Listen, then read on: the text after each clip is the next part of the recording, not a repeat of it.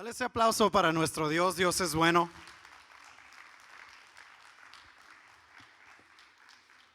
¿Cuántos tienen calor? No sabía si decir amén o no. No te preocupes, acá también está caliente. Pero ¿por qué no cierras tus ojos y vamos a orar en lo que van saliendo los niños? Vamos a orar todos juntos. Señor, te doy gracias porque tú eres bueno. Te doy gracias, Dios Padre, por la oportunidad que tenemos de estar aquí una vez más para escuchar tu palabra, para escuchar el consejo de lo que tú tienes para nosotros el día de hoy. Hoy te doy gracias, Dios Padre, en el nombre de Jesús. Amén, amén y amén. Voltea con la persona que vino contigo, con la que no vino contigo también. Voltea y dile, qué bueno que estás aquí, qué bueno que viniste hoy. Pero dale una sonrisa, dale una sonrisa. Quiero decirte, los extrañamos durante toda la semana pasada. Extrañamos estar aquí en casa, pero también estábamos teniendo un tiempo en familia. Pudimos disfrutar un tiempo, sí, como familia, como esposos, mi esposa y yo, y también con el regalo de que estaban mis papás por ahí con nosotros también, y pudimos disfrutar esos momentos. Así que damos gracias a Dios por proveer para esos momentos también, y proveer también para que, adivina qué, la iglesia es de Cristo. ¿Cuántos dicen amén? Y sé que tú el miércoles pasado recibiste palabra y te gozaste, y sé que el domingo también fue de bendición para ti, porque esta iglesia es de Dios, es de Cristo, y es el Espíritu Santo el que la guía. Quiero darle gracias a todo el equipo que estuvo haciéndose cargo de cada detalle y de cada momento mientras nosotros no estuvimos. Dios los bendiga, Dios les supla todo lo que ustedes necesitan. Iglesia, qué bueno que estás aquí en esta tarde. Estoy muy emocionado de compartir Hebreos 4, ¿ok? Hebreos no es un libro fácil, ¿ok? ¿Por qué no es un libro fácil? De una vez te lo voy a decir. No es porque sea difícil explicarlo, ¿ok?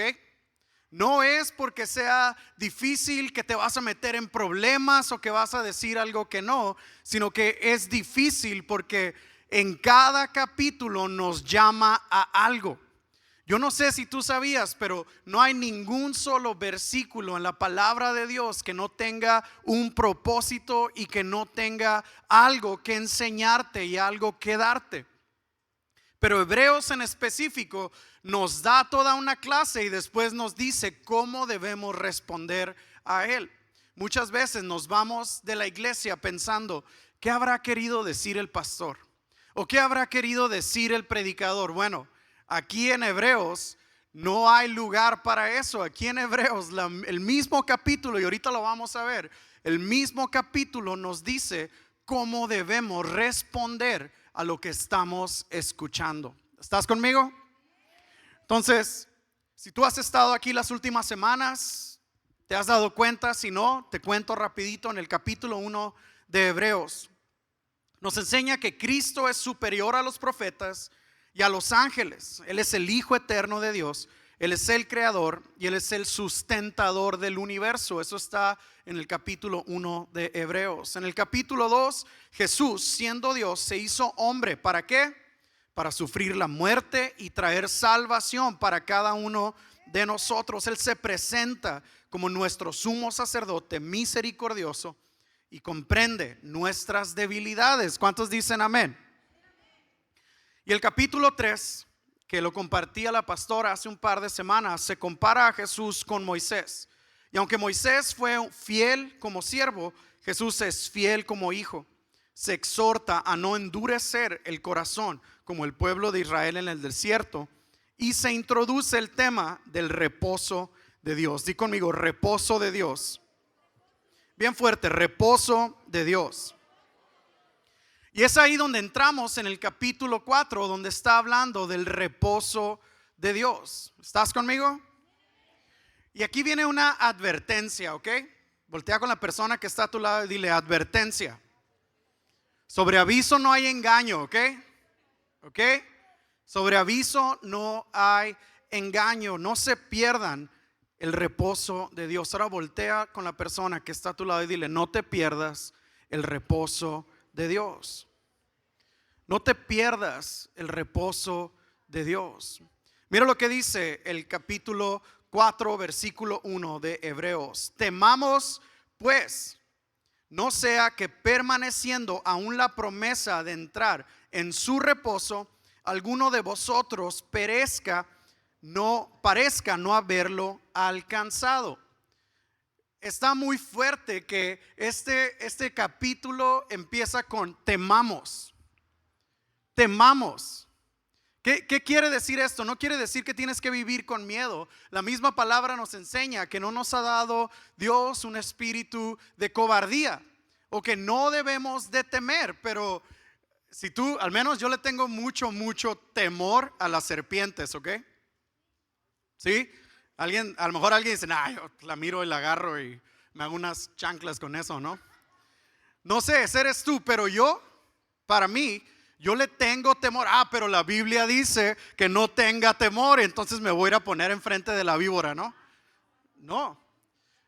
Debemos de entender el contexto, debemos de entender dónde estamos parados, quiénes somos. Y él dice, temamos. ¿Temamos a qué? A esta situación que es muy real.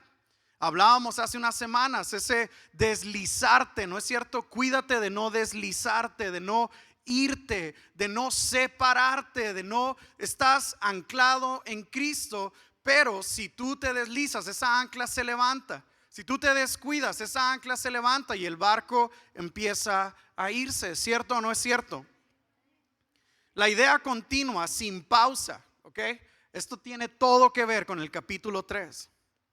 La incredulidad impidió que la generación que escapó de Egipto entrara a Canaán. Y esto es muy fuerte, incredulidad. Y quiero decirte desde hoy, se necesita fe. ¿Cuántos dicen amén? Se necesita fe. Mira, ¿qué significa el reposo?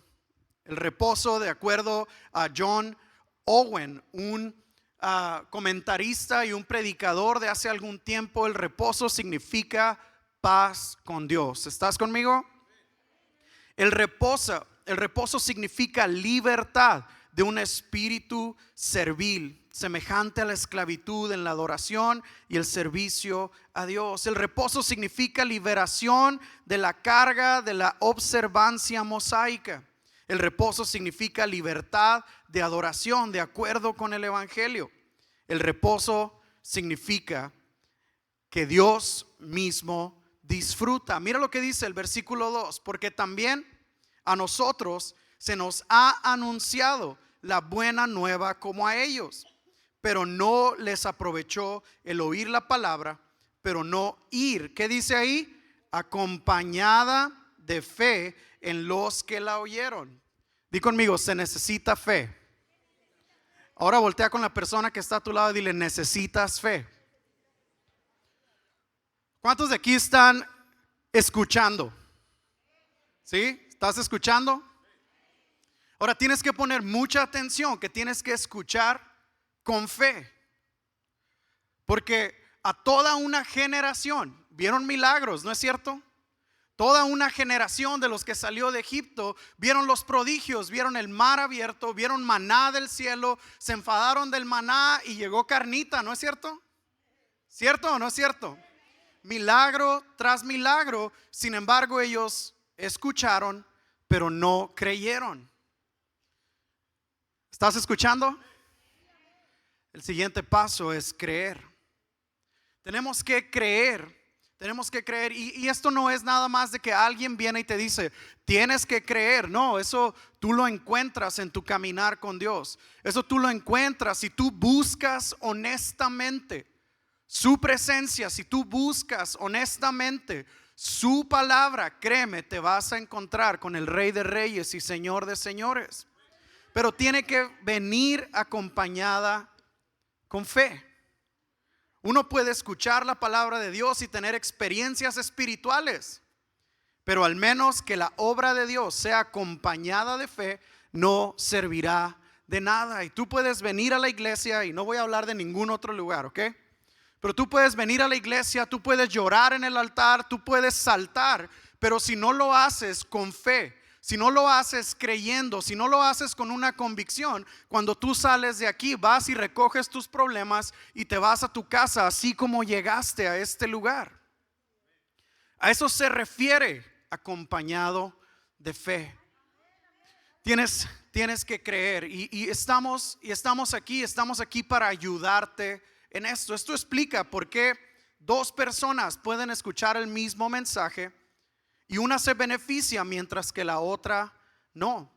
También muestra que cuando hay más fe, más de la anticipación de la bendición y el favor de Dios, de verdad hay más bendición. Cuando tú escuchas con fe, créeme, tu vida es transformada. Piensa en la alegría que tuvo Israel, ¿ok? Al salir de Egipto, todos estaban brincando, cantando, llegan al Mar Rojo, el Mar Rojo se abre, todos van bien felices, ¿no es cierto? Y luego piensa en cuántas, y esto me voló la cabeza, ¿ok? ¿Estás conmigo? ¿Cuántas tumbas fueron excavadas en el desierto? Toda una generación que no creyó. Toda una generación de incrédulos. ¿Estás conmigo? Una promesa maravillosa estaba disponible, pero no fue alcanzada. Se quedaron cortos porque aunque escucharon la palabra de Dios, no fue acompañada de fe. Tú estás aquí cada miércoles, tú estás aquí cada domingo, tú estás en tu casa estudiando la palabra de Dios. Acompáñala con fe. Acompáñala con fe. La meta está ahí adelante. La palabra la has recibido. Sigue adelante. Cree lo que estás leyendo. Cree en el Señor Jesucristo. Mira, versículo 3. ¿Todavía estás conmigo? ¿O ya te enojaste? Va. Si te enojaste, ni modo. Tienes otras 2 horas para que me perdones, ¿ok? Versículo 3. Pero los que hemos creído, entramos en el reposo. ¿Cuántos dan gloria a Dios por eso? De la manera que dijo, por tanto juré en mi ira, no entrarán en mi reposo, aunque las obras suyas estaban acabadas desde la fundación del mundo. Y hay versículos como estos que como que se sienten como que enredosos, y ahí él está citando el Salmo 95. Pero di conmigo, pero, bien fuerte, pero está diciendo que toda una generación no entró. Está diciendo que tumbas y tumbas había en el desierto, pero, y ese pero cambia las cosas. Los que hemos creído, di conmigo, se trata de fe. Se trata de fe, vamos, bien fuerte. Los que hemos creído, esto contrasta con aquellos mencionados anteriormente que no entraron en el reposo de Dios. La incredulidad mantiene a muchos fuera del reposo de Dios. Pero me encanta que habla de mi reposo. Y vamos al versículo 4. Bueno, espérame un poquito. El reposo es de Dios. ¿Cuántos dicen amén? El reposo, lo decía hace un momento, el reposo es paz para con Dios. El reposo es descanso. Y aquí hay muchas personas que toman este tipo de versículos como el Shabbat, ¿no? ¿Qué es el Shabbat? El Shabbat era este momento que se guardaba, es el momento en el que Dios descansó, ¿no es cierto? No descansó porque estaba cansado, descansó porque había terminado la obra y descansó para enseñarnos a nosotros que necesitamos descanso. ¿Cuántos dicen amén? ¿Cuántos necesitan descanso el día de hoy? Yo cierro los ojos, ¿no? Para no ver. Nos paramos aquí, no, hay que servir, hay que darle. Todos necesitamos un momento de reposo, un momento de reflexión, un momento de introspección, un momento en el que sí podemos descansar y podemos disfrutar lo que Dios ha hecho. ¿Cuántos dicen amén? Pero Cuando él habla de aunque las obras suyas estaban acabadas desde la fundación del mundo, él está hablando que hay un reposo que viene, ¿ok? Hay un reposo que viene, hay un reposo que viene más adelante. Lo que Israel deseaba en Canaán, en la tierra prometida, en la tierra que fluye leche y miel, no era todo lo que había para Israel. ¿Estás conmigo? Pero hay obras, y esas obras está hablando específicamente de Jesús. Ya había terminado la obra, todas estaban acabadas desde la fundación del mundo. Tú te encuentras eso en Salmo 95 y en Génesis 2:2, versículo 4. Vamos a irnos un poquito más rápido. Porque en cierto lugar, ¿alguna vez has dicho eso? ¿Sí? No sé en dónde, pero la Biblia dice. ¿Sí? ¿Has dicho eso alguna vez?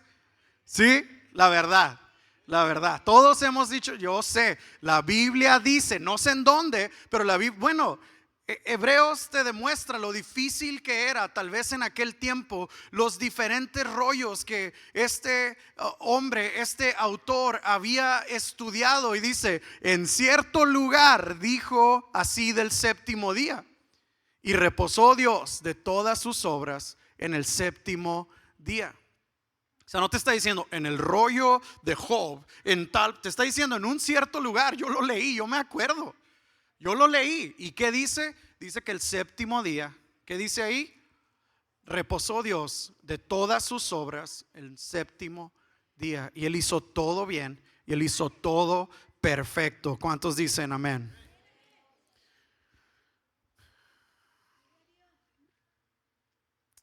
Aquí nos lleva a la idea de que Dios descansó en el séptimo día, y pudiéramos tomar esa ruta y pudiéramos tomar ese camino, pero quiero que entiendas algo el día de hoy. Dios es reposo. Di conmigo, Dios es reposo. Y se guardaba ese día, y créeme, hace un tiempo estuvimos en un lugar muy hermoso, en una iglesia de era como de los 1600, y estábamos en Alemania. Estábamos sentados en una mesa y estaba un hombre judío enseñándonos acerca del Shabbat y enseñándonos cuáles eran las reglas y cuál era todo esto y todas las cosas, y tuvimos una cena tradicional que abrió mucho los ojos. Pero al final viene este hombre y dice, pero Jesús es nuestro reposo, Dios es nuestro Shabbat. Y una persona en algún momento, no en esa cena, pero en algún otro momento, y es una anécdota, se paraba y decía, pastor, predicador, tú que estás enseñando, ¿tú guardas el Shabbat? ¿Tú guardas el sábado? ¿Qué significaba esto? No podías hacer tu cama. A muchos les conviene eso, ¿no? No podías hacer labores, no podías muchas veces ni levantarte de tu cama. Ese día no se usaba electricidad, ese día no se usaba luz, no se usaba nada. Y hasta el día de hoy, por eso menciono la electricidad, hasta el día de hoy, los judíos, el viernes cuando se pone el sol, hasta el sábado cuando vuelve a ponerse el sol, ellos respetan ese momento de no hacer nada. Y de repente sus discípulos de Jesús en una tarde estaban bien hambrientos y era sábado, y agarran de las espigas que había ahí y empiezan a comer así como si fueran pepitas, ¿no? Y los apuntan con el dedo y les dicen, mira, cortó comida, recogió comida en el Shabbat. Y Jesús dice, yo soy tu descanso. Jesús dice, yo soy. Y entonces alguien se levantaba y decía, predicador, ¿tú guardas el sábado? Y decía, bueno, es que Dios es mi reposo. Entonces yo no solo guardo el sábado, yo guardo el domingo, el lunes, el martes, el miércoles, el jueves, el viernes, porque todos los días quiero guardar y estar en la presencia de Dios. ¿Cuántos dicen amén?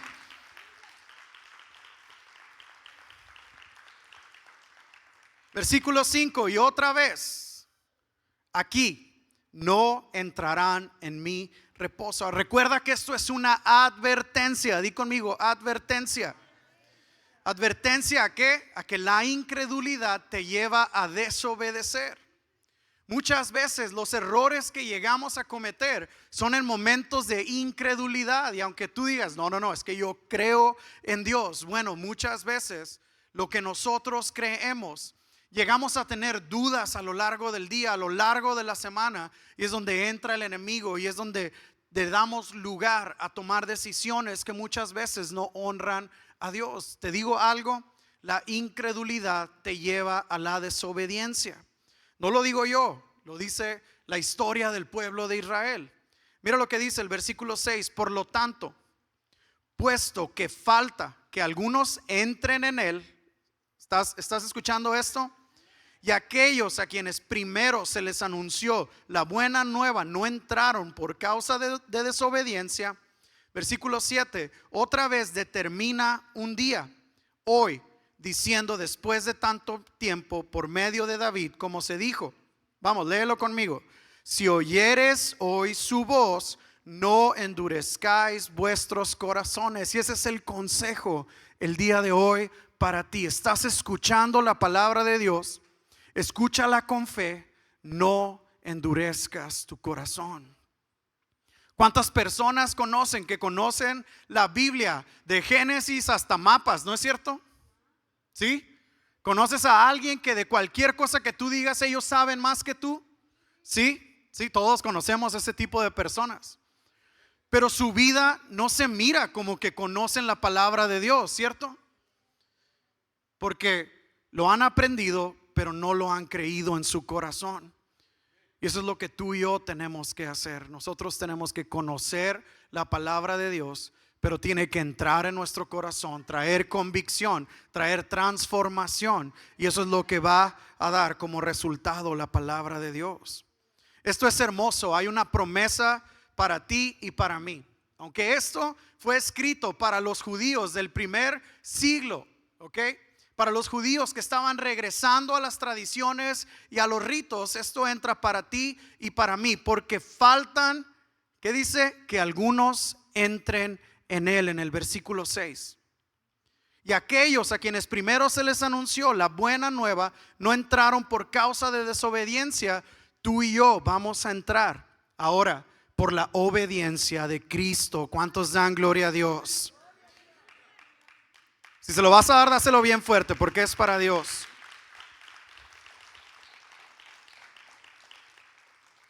Dios dio la oportunidad de entrar a la tierra prometida, entre paréntesis, el reposo. Pero eso era algo temporal y no todos entraron. Ahora nos habla de algo más hermoso: entrar a su reposo eterno, estar con Él por toda la eternidad. El verdadero reposo no llegó cuando el pueblo de Israel entró a Canaán, aunque ellos así lo creyeron. El verdadero reposo no vino cuando Jesús vino y entregó su vida en la cruz. El verdadero reposo está delante de nosotros todavía, porque todavía faltan muchos por entrar, faltan muchos por creer. Y estaremos, tú y yo, si has creído en el Señor Jesucristo, estaremos junto a nuestro Creador, y ese es el verdadero reposo. ¿Cuántos dicen amén? ¿Estás escuchando hoy? ¿Estás escuchando con fe? No endurezcas tu corazón. No endurezcas tu corazón. Versículo 8. Porque si Josué, y aquí está hablando del futuro. Porque si Josué les hubiera dado el reposo, no hablaría después de otro día. Hay otro día más glorioso, el día en el que Jesús va a regresar. Pon mucha atención. Josué no pudo darles el reposo completo y queda perfecto con nuestra serie. No puedes perderte. Este domingo seguimos con nuestra serie Firmes en la Promesa. No puedes faltar. Vente, tráete un invitado. Va a estar bien bueno. Pero Josué no pudo darles el reposo completo. Aunque llegaron a Canaán, aunque llegaron a la tierra prometida, faltaron territorios por conquistar. Pero mira, Josué es un tipo de Cristo. De hecho, Jesús es el griego. En griego es Jesús. Comparten el mismo nombre. Josué no conquista todo. Hubo territorios que no se conquistaron. Josué se trataba de un territorio terrenal. Aquí nos está hablando de un territorio espiritual. Nosotros somos peregrinos en esta tierra. Nosotros vamos de pasada. Nuestra ciudadanía está en el cielo. ¿Cuántos dicen amén? Por tanto, versículo 9, queda un reposo para el pueblo de Dios. ¿Cuántos dan gloria a Dios por eso?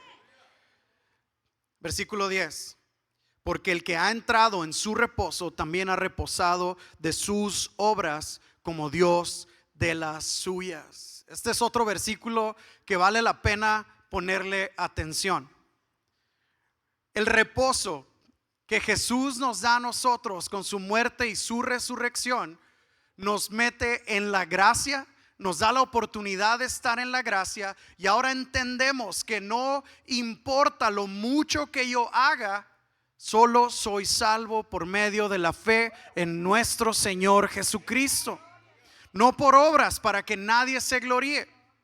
Y ojo, no se trata de que tú, bueno, ya no tengo que hacer nada, ya no tengo que trabajar, yo ya me siento porque Jesús ya hizo la obra completa, ya me baso en sus obras, Dios mismo se basa en las obras de Jesús. No, porque una fe sin obras es una fe muerta. ¿Estás conmigo? Como fruto del arrepentimiento servimos, como fruto de lo que Jesús hizo, servimos, no para ganar salvación, sino porque hemos alcanzado salvación. ¿Cuántos dicen amén?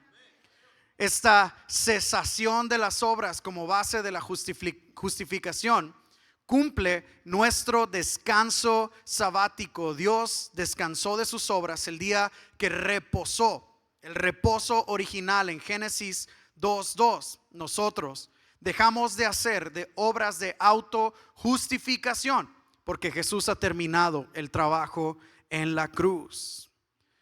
¿Escuchaste? Ya hay menos, ¿no? ¿Escuchamos?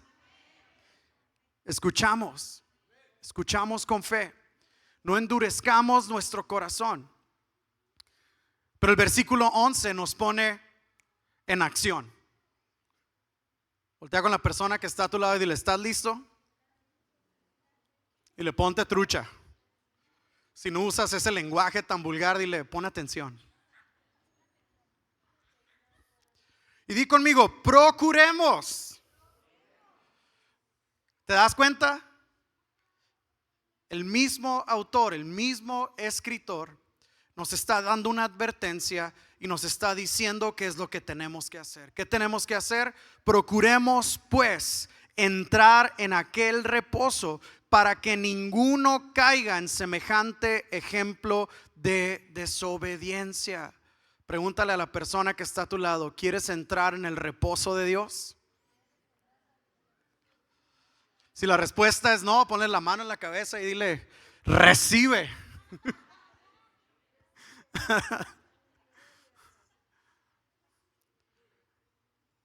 Mira, porque el que ha entrado en su reposo también ha reposado de sus obras como Dios en las suyas. El siguiente versículo 11: procuremos pues entrar en aquel reposo.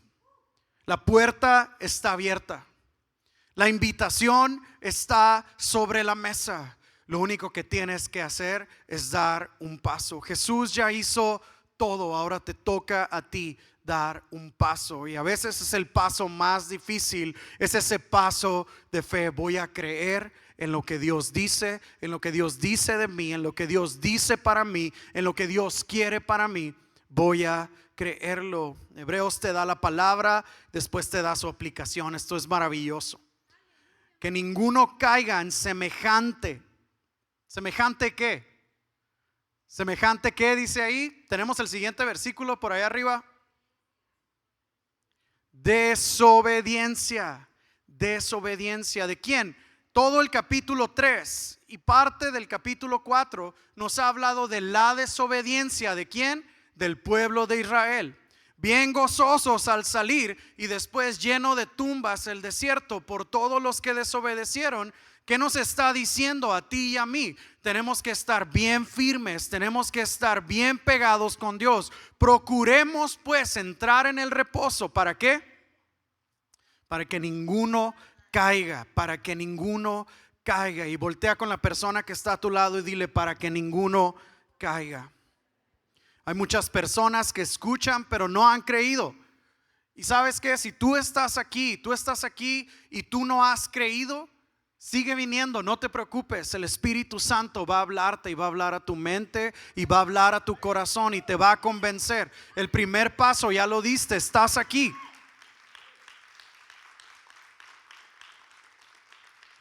Y viene uno de los versículos más icónicos de la Biblia. Estoy seguro que te lo sabes de memoria, ¿ok? Recuerda, sabértelo de memoria no significa nada si no lo pones por obra. ¿Estás conmigo todavía? Hebreos 4:12, hasta me lo vas a decir de memoria, ¿ok? ¿Sí? Porque la palabra de Dios es viva y eficaz y más cortante que toda espada de dos filos, y penetra hasta partir el alma y el espíritu, las coyunturas y los tuétanos, y discierne los pensamientos y las intenciones del corazón. La palabra de Dios diagnostica la condición del hombre con la precisión de un cirujano. ¿Estás conmigo? La palabra de Dios es la única que puede partir el alma y el espíritu. Y no nos vamos a poner acá todos filosóficos. Esto es algo poético. Esto es algo que Él está diciendo hasta lo más profundo de tu interior. La palabra de Dios puede cambiar hasta eso que tú crees que está escondido. Bueno, te tengo una noticia el día de hoy. Nuestra mente y nuestro corazón está completamente desnudo delante de Dios.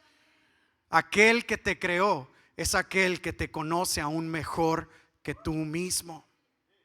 Pero mira, nos recuerda constantemente que a medida que nos sometemos a la palabra de Dios, lo hacemos por mucho más que el conocimiento. ¿Cuántos dicen amén? Estudiamos la palabra de Dios no para obtener más conocimiento intelectual, no para que, de cada 2 palabras que digo gloria a Dios y amén, y digo 3 versículos. Si mi vida no respalda eso, no estamos estudiando la palabra de Dios para hacernos más inteligentes. Estamos estudiando la palabra de Dios para ser transformados. ¿Amén o no amén? Los judíos de aquel tiempo estaban muy cerca de cometer los mismos errores del pueblo. Hasta el día de hoy hay incredulidad. Pero ahora lo que hace por el ministerio de la palabra es donde Dios nos encuentra, es donde Dios nos habla, es donde Dios nos ministra, y el Espíritu Santo obra poderosamente a través de la palabra de Dios. ¿Cuántos dicen amén? No se trata de aprenderse datos o historia, es aplicar sus verdades para ser más como Jesús. Con fe, di conmigo, con fe. ¿Estás conmigo todavía? Te voy a dar una lista. Si tú quieres esta lista, yo te la puedo mandar, ¿ok? Pero te voy a dar una lista. Ponme atención por un momento. La palabra de Dios tiene poder sanador y tiene poder para librarnos de la opresión. ¿Cuántos dicen amén? La palabra de Dios nos purifica. ¿Cuántos dicen amén? La palabra de Dios guardada en nuestro corazón nos mantiene lejos del pecado. ¿Cuántos dicen amén? La palabra de Dios es nuestra consejera. Amén. La palabra de Dios es una fuente de fortaleza. La palabra de Dios nos da vida. La palabra de Dios es fuente de iluminación y nos guía. La palabra de Dios da paz a aquellos que la aman. Cuando la palabra de Dios es escuchada y entendida, escucha esto, produce fruto. La palabra de Dios tiene poder y autoridad. ¿Cuántos dicen amén a eso? El mismo Jesús en su persona eterna es descrita como el verbo, la palabra de Dios. Escuchar la palabra de Dios es esencial para la vida eterna. Permanecer, vivir en la palabra de Dios es la evidencia del verdadero discípulo de Jesús. La palabra de Dios es el medio para la santificación. El Espíritu Santo puede obrar con gran poder mientras se predica la palabra de Dios. ¿Cuántos dicen amén? Escuchar la palabra de Dios edifica la fe. Pero escucha esto: aferrarse a la palabra de Dios da certeza de salvación. ¿Cuántos pueden darle un fuerte aplauso a nuestro Dios?